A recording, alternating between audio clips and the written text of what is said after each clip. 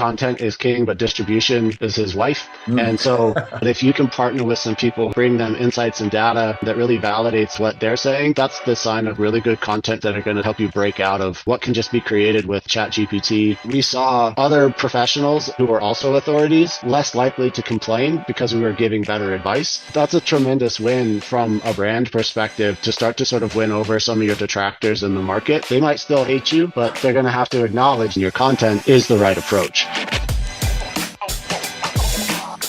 Hey, welcome to another episode of Search and Revenue, our series on insider tips and secrets from the best B2B marketers in the industry.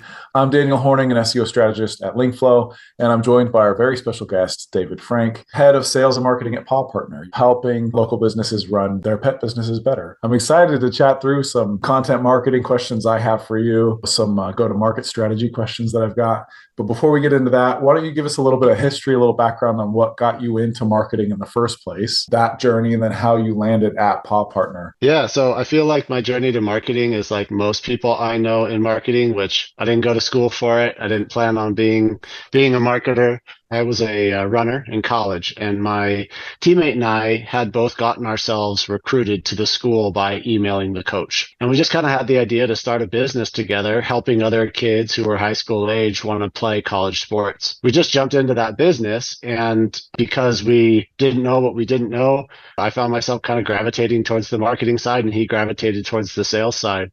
And so I got marketing because I wanted to grow our own business. I got into SEO and writing online because for that business and that industry, like content marketing and SEO marketing back in 2010, 2011 was the thing to be doing. And grew with that business and kind of stayed in marketing ever since. But I really got into it because we were growing our own business at the time, and that's what I found myself gravitating to. Nice. That's some good fire under your butt to be running and building your own thing. It's kind of a theme in a lot of my life. Like, I think that the most fun about marketing is when you have the opportunity to be able to put into practice your ideas. I think sometimes when we get into marketing and you get into situations or businesses where like it becomes more bureaucratic, it really sucks the life out of the marketing, because the whole point is we have this idea, we try it, we see if it works. If it works, great. If it doesn't, you go back to the drawing board. But as that cycle time slows down, it gets harder to be an effective marketer, I think, as many of us probably experience at different points in our careers. And so, yeah, it's a fantastic thing to be an entrepreneur, starting a business and getting to just cycle through a whole bunch of ideas and learn a lot really quickly. Yeah, definitely. I've seen that too, working inside and outside of in-house roles, agency roles, working within a company, especially as it grows and gets bigger. You're right, things tend to slow down. You get a little further from the weeds, further from the strategic of just like daily implementation. If we publish this thing this day, what's going to happen? Like, you kind of lose some of that. So it is fun to be out there on the front edge, trying stuff, publishing stuff, testing stuff.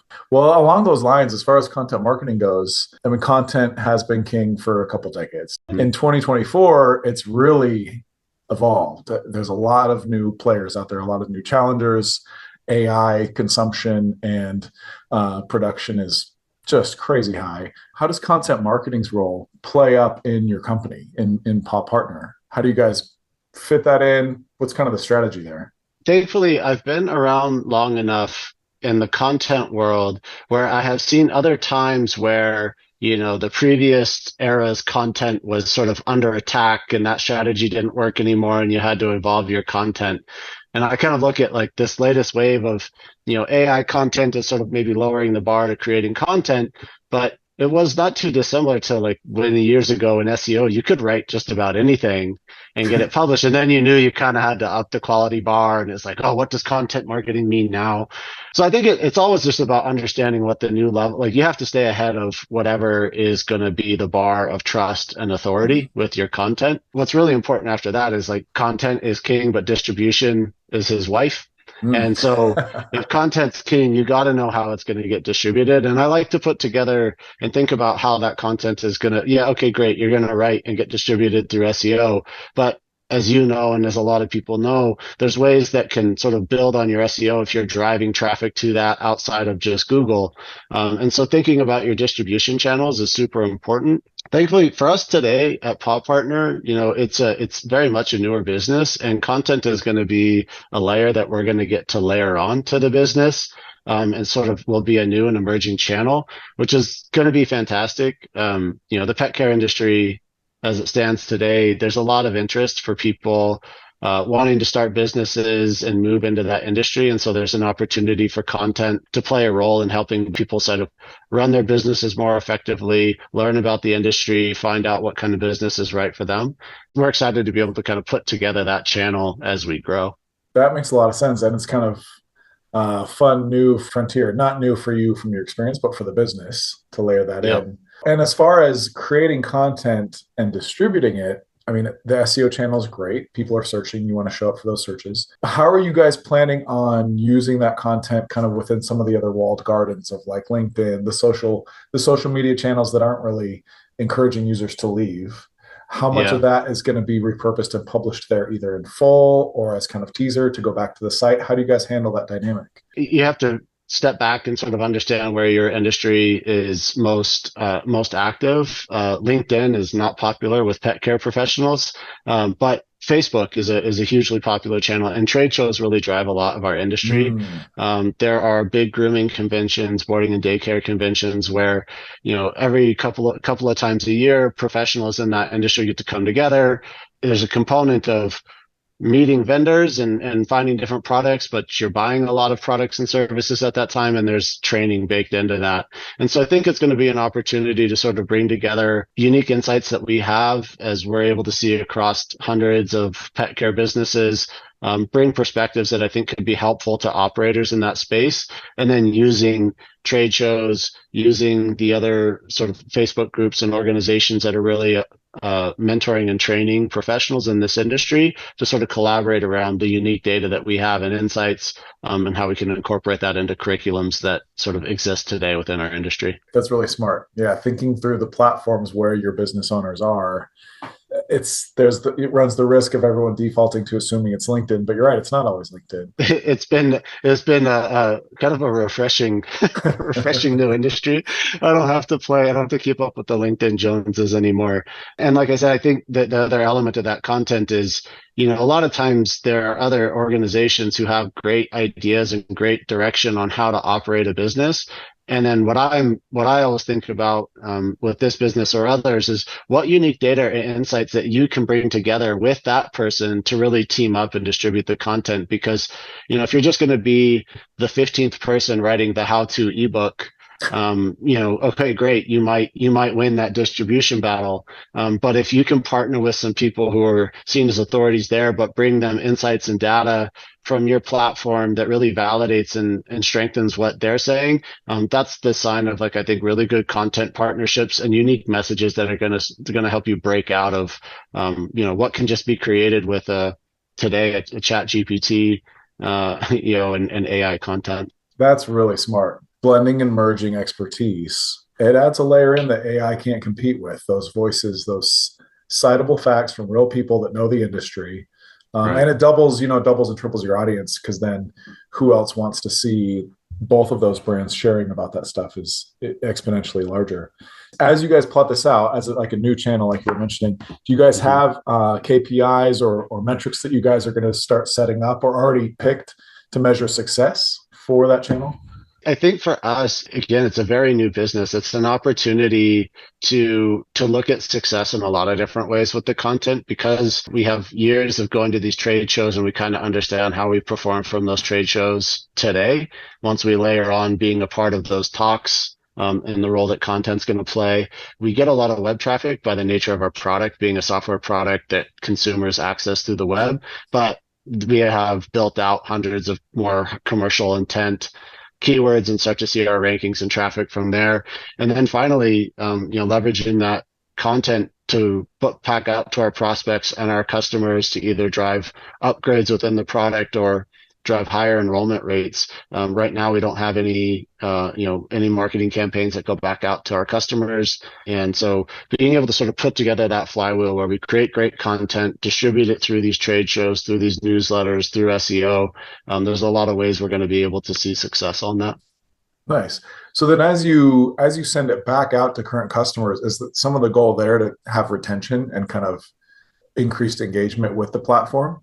it's definitely all with the aim of increased retention. Maybe there's features or functionality that they're not using entirely that you can help them take advantage of. Maybe there are more direct upsells where there's a feature that they're going to want to buy. But at the end of the day, when you're a business and you can proactively outreach and make helpful recommendations to folks that can improve their operations, and as long as they're, when they're growing and they're seeing their bottom line do better and better, that all helps you towards the goal of retention. That's interesting. Doubling down on content to drive new customer prospects and retain and drive up retention and lower churn. It's really smart. Let's chat about some of your campaign success stories, maybe with Paw Partner, maybe with kind of in your past lives. Yeah. What are like one or two like live real examples of campaigns that you've run that did really well? Yeah, so I think one of the big ones, going back to my previous world in the youth sports industry, in that industry, the name of the game, we always said every year there was a new crop of families who didn't know the recruiting process and who had aspirations to play in college or play at a higher level. And so what we took a lot of inspiration from was U.S. News and World Report had the rankings of colleges. I mean, it's the whole industry, the whole business became around the rankings of universities. A lot of times what we would see is that we would see families who were looking at the colleges and the places that they wanted to go. And that was based on sort of who they saw on TV. But there are hundreds and thousands of other schools that could be a good fit for these families. And so we wanted to find a way to introduce them to more schools in a way that kind of built up the prestige of that school. So we developed a ranking of colleges and college sports teams based on what we called good fit for a student athlete. And then we were able to sort of slice that ranking by the different division levels and regions and sports. And so what it did was just surface a lot more schools to people. And, for better or worse, we're all susceptible to when you see a school high ranking, you're more inclined to look at it. And it really helped us, one, it caught a lot of traffic for people looking for lists of colleges, but two, introduced a lot more schools to people that they maybe had never heard of, but because it was well regarded in this analysis, caused them to take a closer look and usually find a better fit.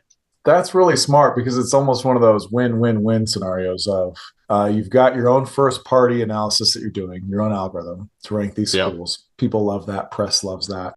But then you're kind of also churning up the standard results of like, okay, there's always those top ranked or really visible schools or sports stars from certain schools, the top 20, 30 schools, everybody knows that. And you just assume as a potential college attendee, that's where you should go.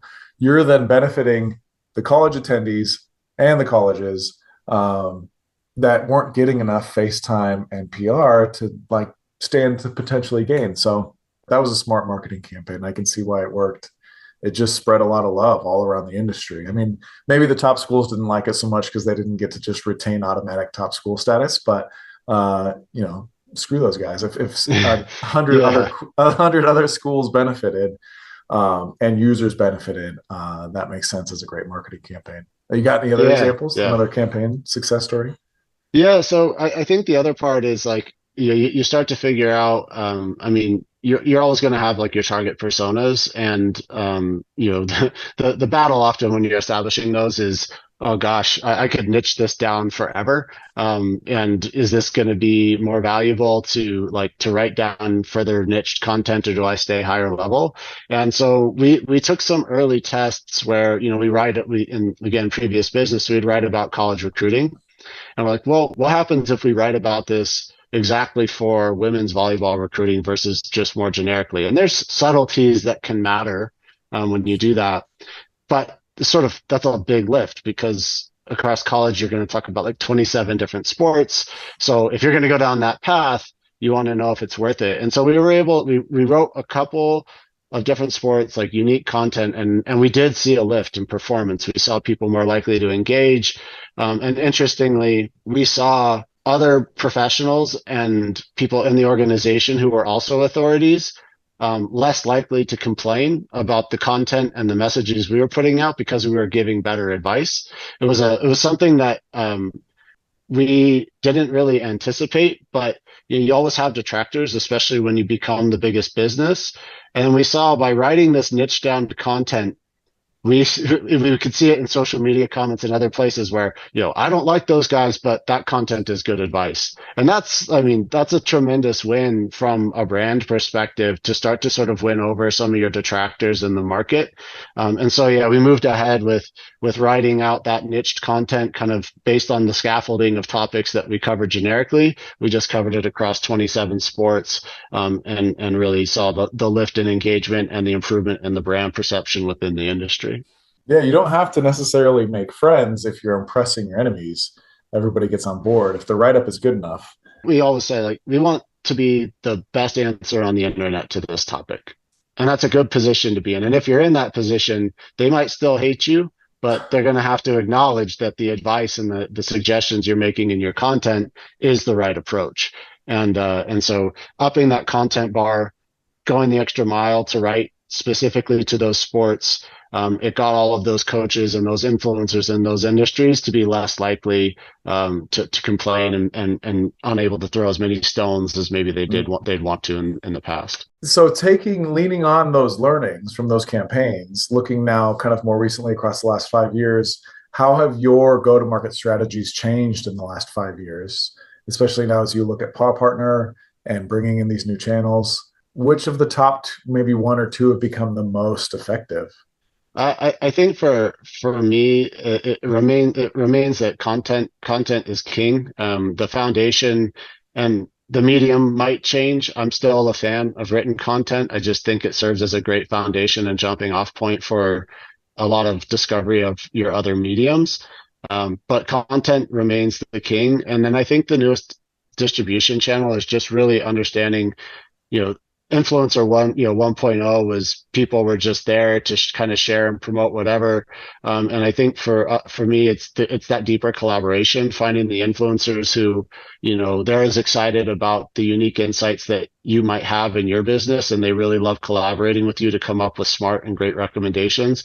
So finding those right quality of influencers to collaborate on that content in a really meaningful way, is the two areas that I think about the most, and I see really smart companies having a lot of success with. Intentional influencer marketing. That makes sense. Are there like one to two go-to-market strategies you see losing traction recently?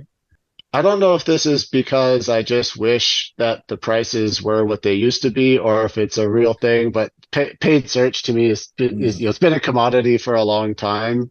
Yeah. And I think it's just increasingly difficult to make that work, especially as the targeting gets more broad. If you were once operating in a more profitable niche, your ability to continue to target in that niche, or the likely spillover of a more, a higher spending campaign, kind of increasing the bids in your area.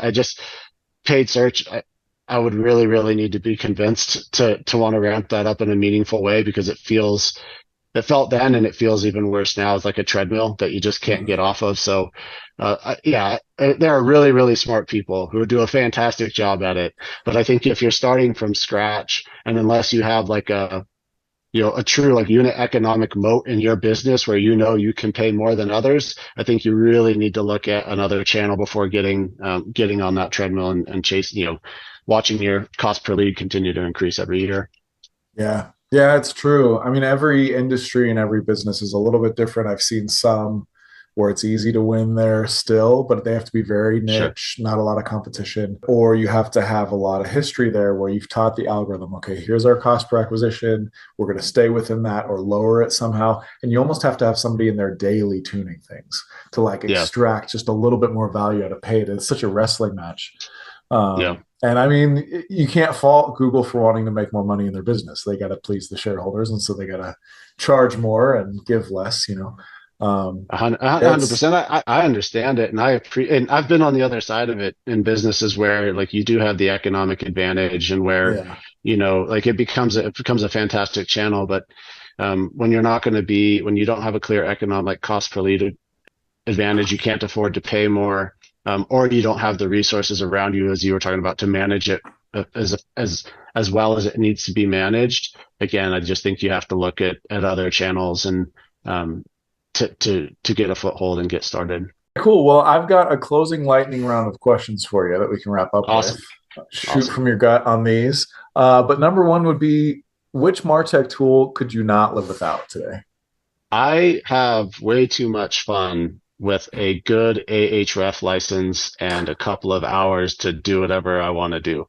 Yep. It's been doing it for all of my life, but I love being able to take a tool like Ahrefs, think about the possibility of different search terms, and tie together sort of opportunities with what I see online. So I wish I had like a cooler like AI powered tool, but give me some good search data and a couple of hours to nose around is still one of my favorite things to do. Yeah, it's so true. That's probably my go-to. If I had to pick, it would be in my top three at least.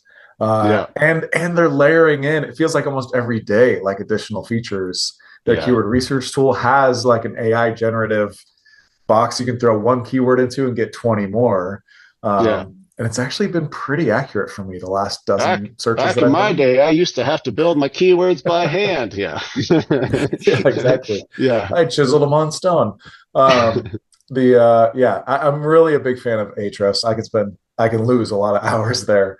yeah. Okay, good. Lightning round. Question number two: favorite book on marketing or business or branding?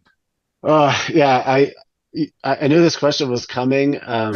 If I have to pick one book, I read the book High Output Management by Andy Grove at a really influential time in my life. Like our business was growing, I didn't know what I was doing, and I think that book spoke to me in a way that really gave me like a lot of foundations for how I think about operating a business. And so I don't like recommending that book because I give it to other people and they don't like it as much. I think it has as much.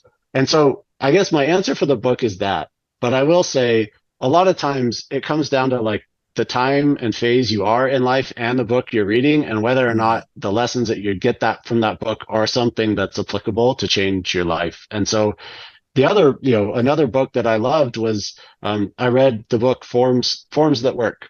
We were struggling with like how to optimize our online experience and reading that book, understanding how our web form was designed and thinking about that as a conversation with the customer, like it transformed our business. And so I'll love that book forever because it was such a valuable lesson that we could apply. So I have lots of books that I like that I think about to certain periods of time where you took that lesson and you applied it right away.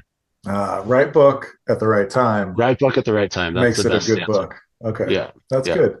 What about this is a little more flexible? Favorite podcast, influencer, speaker channel that you follow?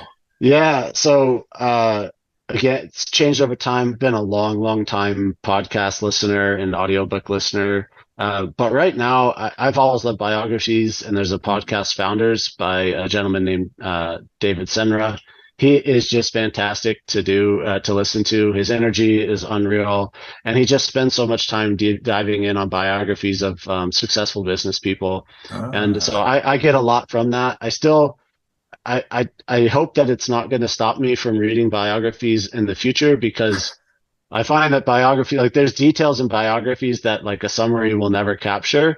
But man, this guy's energy and the topics have always really resonated with me and is, yes, a fantastic podcast for business folks. got a new one to subscribe to. That sounds amazing. All right, I'm Yeah. adding that to my list.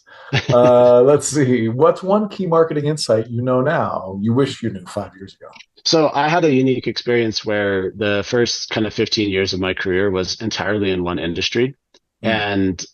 And so you built up like a knowledge base in that industry, and I didn't get as much exposure to other industries and other ways of working, especially from any perspective, but no less marketing. What I wish I would have done then is talk to more people who operate in different industries and operate under different business models.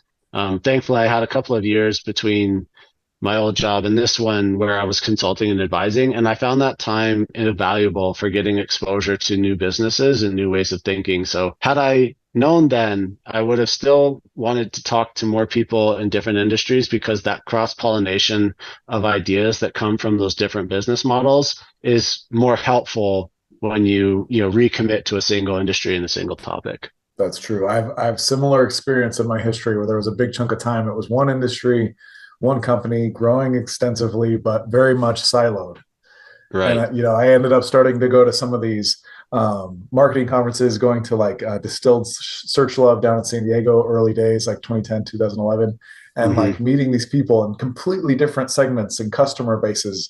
And it Hmm. then opened up all these other strategies. That's really smart. All right, I added one more lightning round question that I did not send you before the call. So surprise. You can plead the fifth on this one, but it's kind of fun. I've asked on, I think, at least one other call. What's one story you haven't told your current team that if you shared would make their jaw drop? This is one of my favorite work stories. So we were the scrappy startup trying to figure out what our competitors were doing incorrectly at the time, like overly obsessed with them and not ourselves. And so the way that it used to work is like you'd have a over the phone demo before Zoom was as prevalent as it was. And so I called and I signed up on their website and they're like, great, you have your demo scheduled this evening. I said, great, I'll talk to you. So I get on the demo and the guy goes, okay, well, it's supposed to be talking to the family, the athlete and the parents. And I put two names in the form. And he goes, okay, David, are you here? Yep. And Johnny, are you here? And I went, oh no, like I have to be two people. So I just started to talk. I said, yeah, I'm here too. And I No, proceeded to have a 45-minute demo with this guy where I'm sure he knew, but like, as a salesperson, you can't call out this potential lead.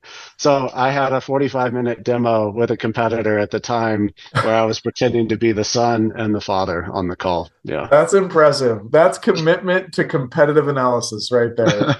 And Oh man. one of my favorite parts is like we ended up getting acquired by that business years later, and so I had like in like our all hands introduction to this company of like several hundred people. I told them how I used to do that, and I was like, "Sorry if I spoke to you or if that was you," but I told that story. It was great. It was a great way to bookend it. That's incredible. I love that story. Yeah, yeah, Well, thank you for sharing. Thank you for some really good insights from past life and current life. And, best of luck with you with Paw Partner. I appreciate you being on the call today.